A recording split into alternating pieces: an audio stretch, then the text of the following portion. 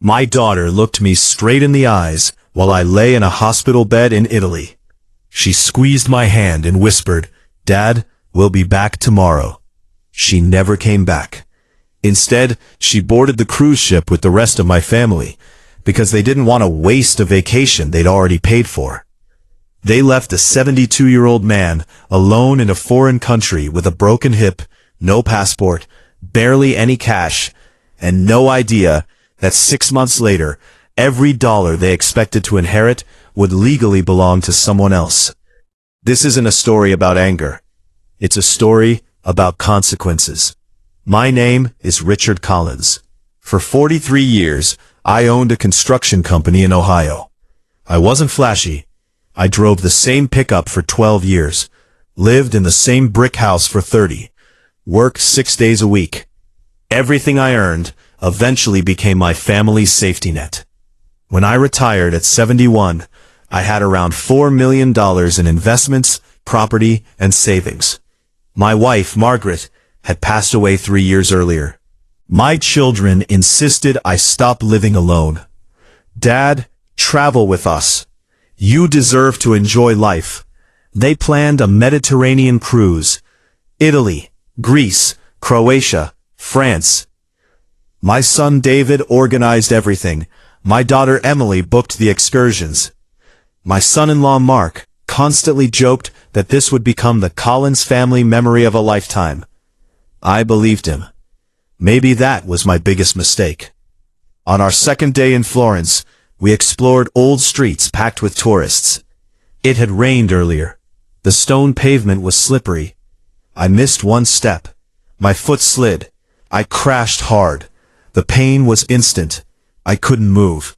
Someone called an ambulance. At the hospital, doctors confirmed my hip was fractured. They recommended surgery the next morning. I expected my family to stay. Instead, David walked into my room looking uncomfortable. "Dad, the cruise leaves tomorrow." I laughed, thinking he was joking. He wasn't. Emily avoided eye contact. Mark folded his arms. "We already spent almost $40,000 on this vacation. If we all stay, we lose everything." I stared at them. "You mean you're leaving?" David sighed. "We'll come back after the cruise. It's only 10 days. 10 days. To them, 10 days sounded reasonable. To the man they were leaving behind, it felt like abandonment. The next morning, they hugged me, promised to call, promised to check in, promised everything. Then, they disappeared. The hospital assigned an interpreter named Sophia. She wasn't related to me. She wasn't paid to comfort me. But every day, she checked on me. She translated conversations, called the U.S. Embassy, helped replace my lost documents, even brought homemade soup after her shift ended. Meanwhile, my own children barely answered messages. Sometimes they replied with photos, pictures of beaches, luxury dinners, wine tastings, smiling, laughing. One message from Mark simply read, "Hope you're feeling better." Attached was a selfie from Santorini. That photo hurt more than the surgery. When I finally returned to Ohio, no one met me at the airport. I called an Uber. My own front lawn had weeds taller than my mailbox. Apparently, everyone assumed I was still overseas. That evening, David called. "Dad, you're home already?" Already. As if surviving alone in another country had simply been an inconvenience. Not betrayal, not abandonment, just bad timing. Something inside me quietly changed that night. I stopped expecting apologies. Instead, I started paying attention. A week later, I scheduled a meeting with my attorney. I asked one question: if someone abandons family during an emergency, AP, am I required to reward that loyalty? He smiled politely. No.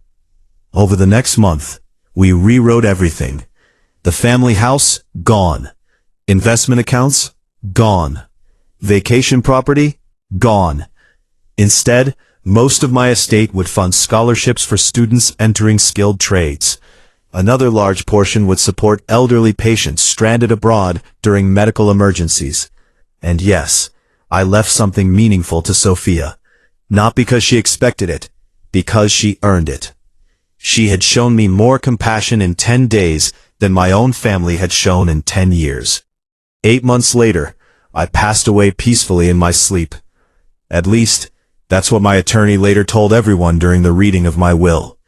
David smiled confidently walking into the office. Emily was already discussing renovations she'd make to my house. Mark whispered, "This changes everything." He was right. The attorney opened the document. Then he read my personal letter. "The day I needed family most, you chose sightseeing over staying. You taught me that love without sacrifice is only convenience. Therefore, I have chosen to leave my legacy to those who understand compassion, not those who simply share my last name." Silence. Then disbelief. "What? There has to be another version." "There isn't," David argued. Emily cried. "Mark accused the attorney of manipulating me. Nothing changed. Every signature, every witness, every page, perfectly legal, perfectly final. People often think revenge means making someone suffer. I disagree. The best revenge is allowing people to experience the natural cost of their own choices. My children didn't lose their inheritance because I hated them. They lost it because they showed me exactly what I meant to them. When I needed family, they chose a vacation. So when they expected a fortune, I chose people who never left my side. And sometimes, justice doesn't arrive with shouting. Sometimes, it arrives inside a sealed envelope, the kind no one can argue with.